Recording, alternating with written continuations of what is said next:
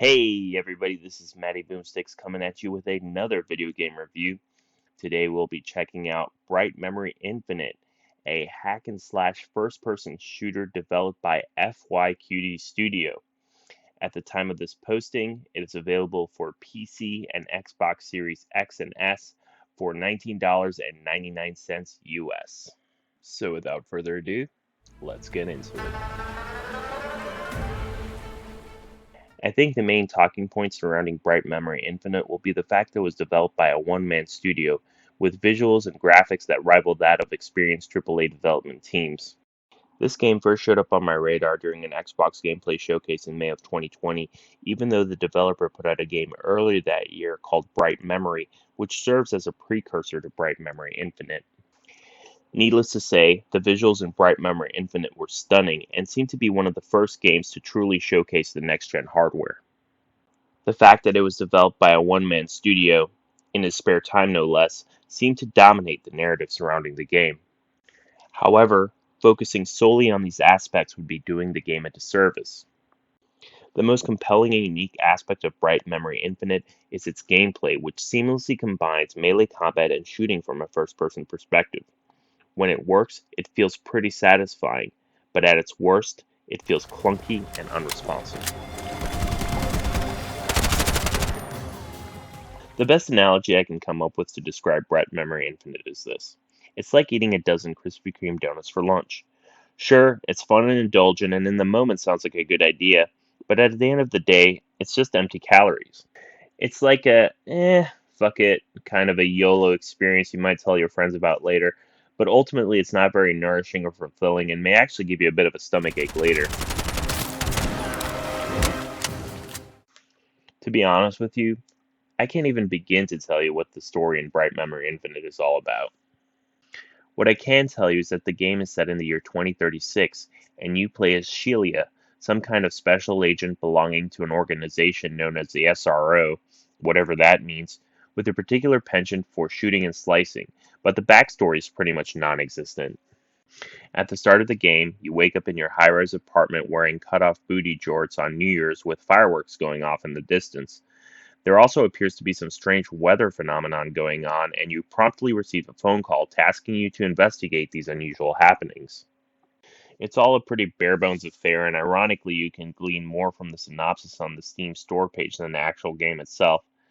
Regardless, you soon find yourself in a jet of some kind preparing to take off over an island where a black hole has mysteriously opened up. Black hole being in air quotes here. It was in essence a sophisticated heat beam which we called a laser.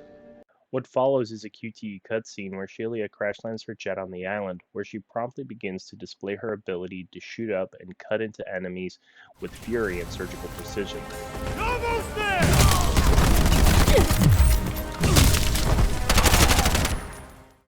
Again, the story is basically non-existent, and its brief setup is really just an excuse to jump into the gameplay. Things only devolve into a more absurd and convoluted mess as the story progresses. An evil general shows up, there's some sort of mysterious artifact that controls the weather, I think, and ancient warriors and monsters show up. It's like, what does Bright Memory Infinite even mean? Yeah, like I said, empty calories. As alluded to earlier, the visuals are going to be one of the main talking points of this game, especially since the game was developed by a single individual. It's actually a remarkable feat for a one-man studio to put together something that rivals AAA development teams with millions of dollars at their disposal.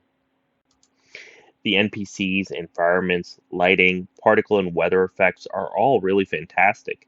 The art design definitely has an Eastern motif, from the architecture, environments, and enemy design, which is not surprising given the developer's Chinese background. The whole package has a very cinematic approach and feel. Think Jerry Bruckheimer here. Time will even slow down to emphasize certain kills such as a headshot, again heightening the cinematic flair. I'd hate to be critical here, but one downside of the visuals are the cutscenes, which will transition to a third-person perspective. Most of the characters, especially Shelia, look kinda dull and lifeless, and the animations are super awkward. Case in point. Okay, what's the current situation? Just as the news says, our satellites observed some abnormal weather. It's possible that it could escalate into an unimaginable catastrophe. Understood. For the most part, sound design here is also pretty solid. In terms of sound effects, the weapons sound punchy and convey impact. Enemies will spout one-liners whether they charge at you or hang back in cover. I do want to give special mention to the headshot sound effects, which sounds like a damn watermelon being ripped in half, making it one of the most satisfying sound effects in recent memory. The music is predictably epic in that Hollywood blockbuster kind of way, and serves the tone and pace of the game very well here.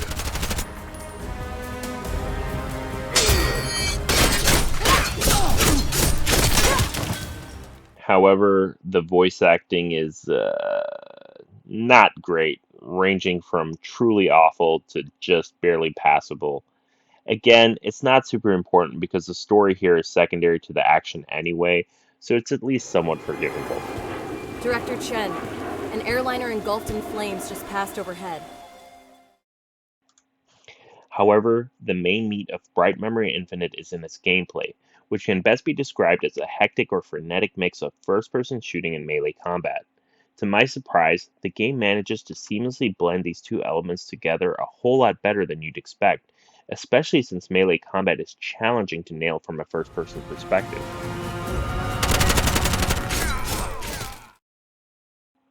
At the start of the game, Shilly is armed with an assault rifle and a light blade, which essentially functions as a high-tech katana.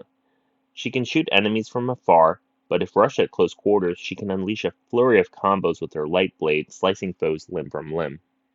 She can even launch enemies up into the air and either shoot or carve them up in a way that is very reminiscent of Devil May Cry. There is also a parrying mechanic which will temporarily stun enemies, allowing you to counter with a quick series of slashes. She is also equipped with an exo-arm, which offers up a host of abilities like grappling out-of-reach areas, pulling in enemies from afar, scorpion style, and a force punch that literally causes enemies to explode. It does remind me a little bit of the abilities from the game Bulletstorm, but I've also seen comparisons to the Shadow Warrior games as well. There's also a dodge mechanic, which becomes pivotal in boss encounters. In combination, all of these abilities opens up a whole smorgasbord of combat techniques at your disposal that when pulled off correctly can be immensely satisfying, though at times this can be difficult owing to the chaotic action going on the screen at any given moment. It all harkens back to the old school circle strafing shooters of the 90s as it prioritizes fun and frenetic action above all else. Across the campaign, you'll discover a host of other firearms including a shotgun, pistol, and sniper rifle, all of which have alternate fire modes.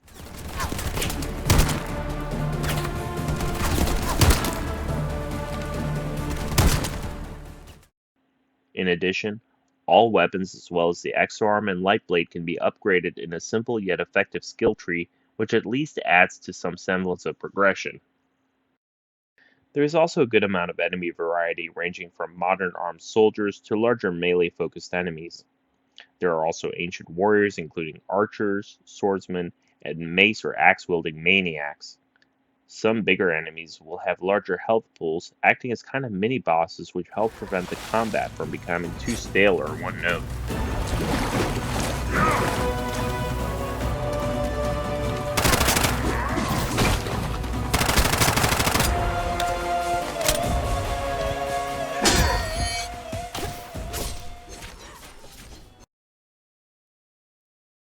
To break up the action, there is a forgettable stealth section as well as a driving sequence which is one of the worst I've experienced ever in the medium, but thankfully both of these are mercifully short.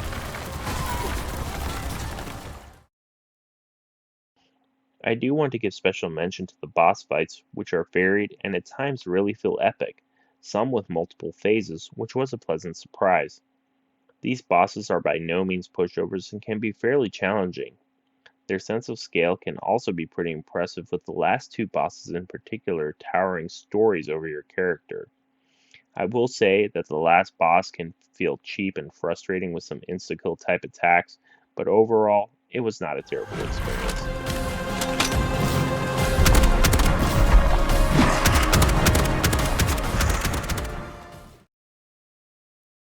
However, it's not all great in the gameplay department, unfortunately. While I didn't encounter a ton of bugs, the combat can feel a little buggy, and the ones I did encounter really impacted gameplay.